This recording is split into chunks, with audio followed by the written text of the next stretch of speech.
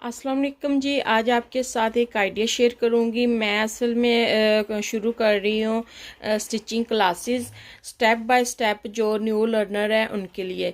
तो आज सबसे पहले जो मेन चीज़ होती है कि वो नेक लाइन बनाना होता है। नेक लाइन अगर प्रॉपरली आप सेंटर में नहीं उसको बनाएं या उसको प्रॉपरली आप एक साइज़ की दोनों साइड से नहीं करें तो कमीज़ आपकी जो है नेक लाइन या शोल्डर में एक साइड पे गिरेगी।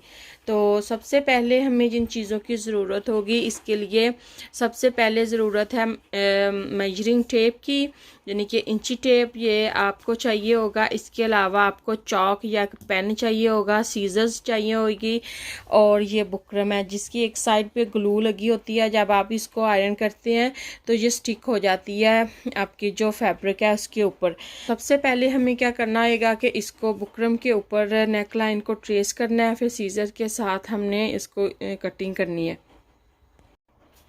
सबसे पहले आपने ये देखना है कि यहाँ से टेढ़ा तो नहीं है ये जो बुकरम है, तो यहाँ से भी चेक कर लेना है। अगर आपके पास इस तरह से है, जो न्यू लर्नर है उनके लिए मैं बता रही हूँ, क्योंकि जब आप यूज टू हो जाते हैं तो आपके लिए कोई प्रॉब्लम नहीं रहती। सबसे पहले यहाँ से देखना है, इस तरह से आपने इसको फोल्ड करना है और फिर इसके बाद आपने यहाँ से ये पूरी ये सीधी क्रीज बनानी है और यहाँ से भी आपने ख्याल रखना है जितना यहाँ से खुला हो इतना यहाँ से भी आपका एंड होने तक इधर से भी आपका पूरा होना चाहिए।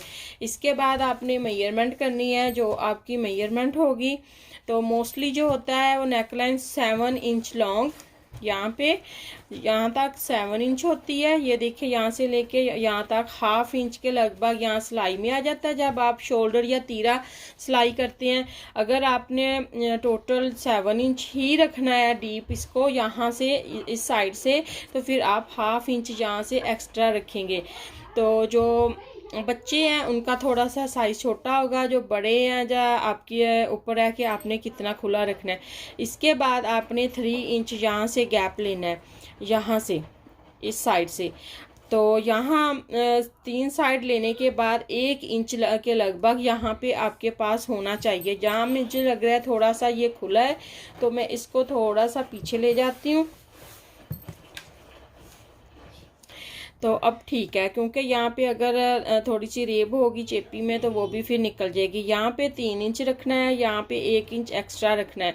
तो ये जो 3 इंच वाली लाइन है यहाँ पे हम मार्किंग करेंगे। इस तरह से मार्किंग करने के बाद फिर हम यहाँ नीचे चले जाएंगे। मैं 7 इंच रख रही हूँ, आप पे डिपेंड है कि आपने 7 इंच में से हाफ इंच आपने यहाँ पे निकालना है सिलाई के लिए या आपने एक्स्ट्रा रखना है। तो टोटल मैं 7 इंच रख रही हूँ। तो इसके बाद मैं फिर इसकी कटिंग करूँगी। अगर तो आपने राउंड शेप में करना है तो राउंड शेप में भी आप इसी तरह से कर सकते हैं। अगर आपने डिज़ाइन करना है तो डिज़ाइन भी कर सकते हैं। मैं यहाँ से लूँगी 2.5 इंच के लगभग यहाँ पे मार्किंग करूँगी।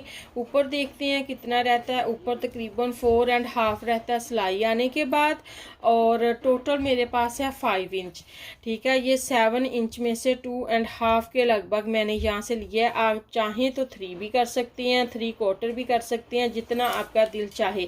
यहाँ से मैं थोड़ा सा हल्का सा इसको मैं यहाँ पे इस तरह से हल्का सा कर्व दूंगी यहाँ से थोड़ा सा, और मैं तकरीबन 3/4 पे कर रही हूँ।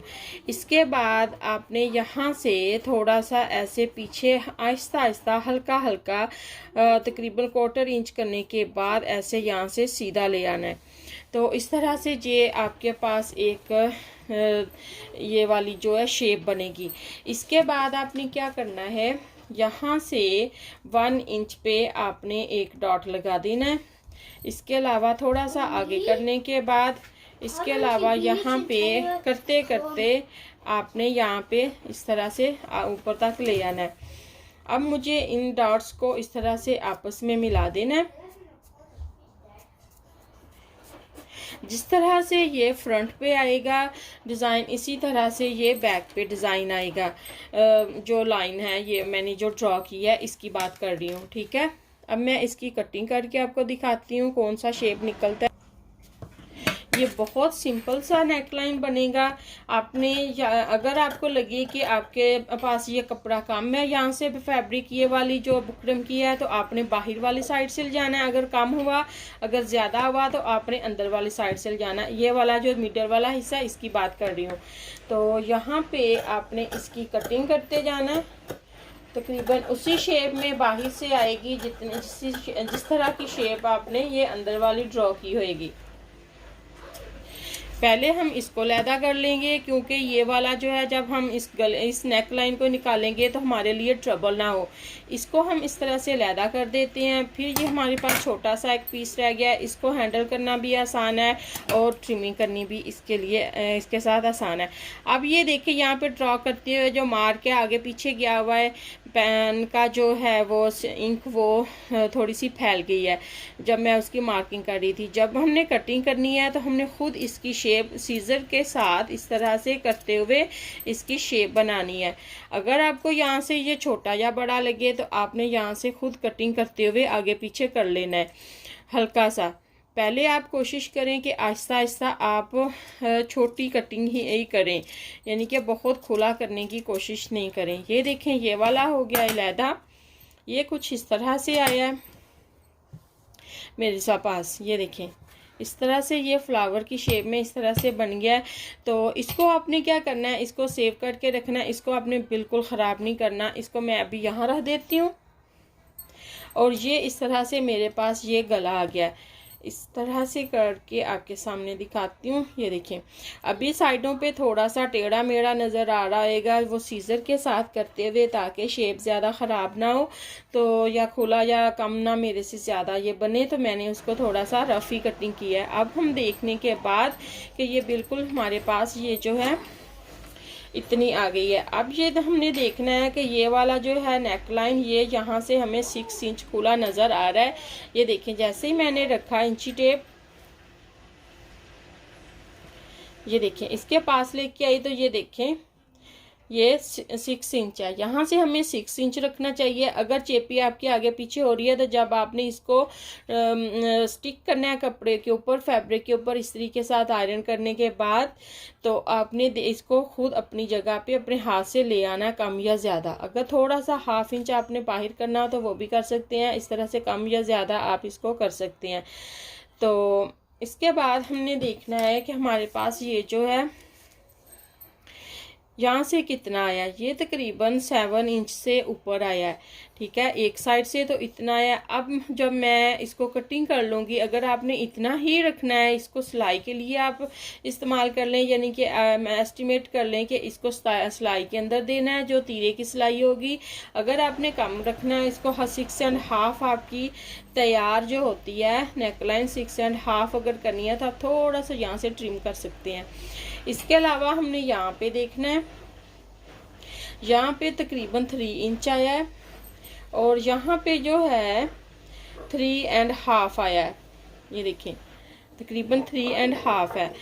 तो हमें अब क्या करना है,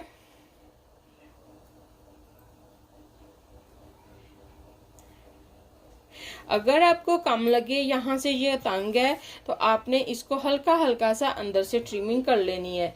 और अगर आपको लगे कि थोड़ा सा टेढ़ा जा रहा है या कहीं भी, ऐसे आपने रख के देख लेना है। ये दोनों साइड से बराबर आना चाहिए और इसकी रेब नहीं आनी चाहिए।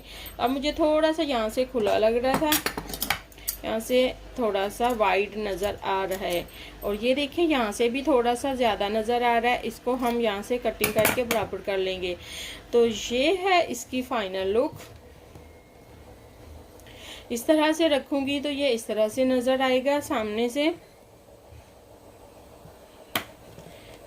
ये देखें, आप दोनों साइड से चेक करें इसको अच्छी तरह से कि दोनों साइडें बराबर हैं।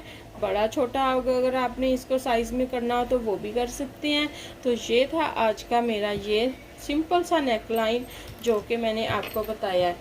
अब रही ये बात इसकी, जो मैंने आपको बोला था कि इसको आप कैसे कर सकते हैं। अगर आपने एक और इसी डिज़ाइन का नेकलाइन बनाना है, जारी बात है आप हर बार एक नए से नया डिज़ाइन नहीं बना सकते। कई दफ़ा वो कपड़ा ऐसा होता है कि आपने उसको नया डिज़ाइन या सिंपल सा बनाना होता है, तो आप इसी नया चेपी को लें। ये जो पीस निकला था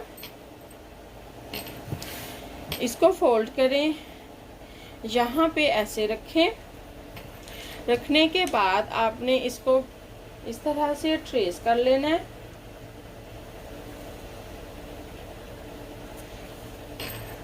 माफ़ कीजिएगा ये इकट्ठा हो गया था तो उस वजह से ऊपर आ गया है। तो इस तरह से आपने ट्रेस करना है बाहर पे, इसी तरह से आपने ट्रेस करके इसी तरह से क्विक 2 सेकंड में ये नेकलाइन आपकी रेडी हो जाएगी। तो आपने कोई ज़रूरी नहीं ये एक इंसान के लिए ये एक डिज़ाइन बनाया तो वो कभी बना नहीं सकते। अगर आप किसी और की कमीज़ बनाना चाहते हैं क्विकली, आपने किस तरह से ट्रेस करना है इसी को यूज़ करें।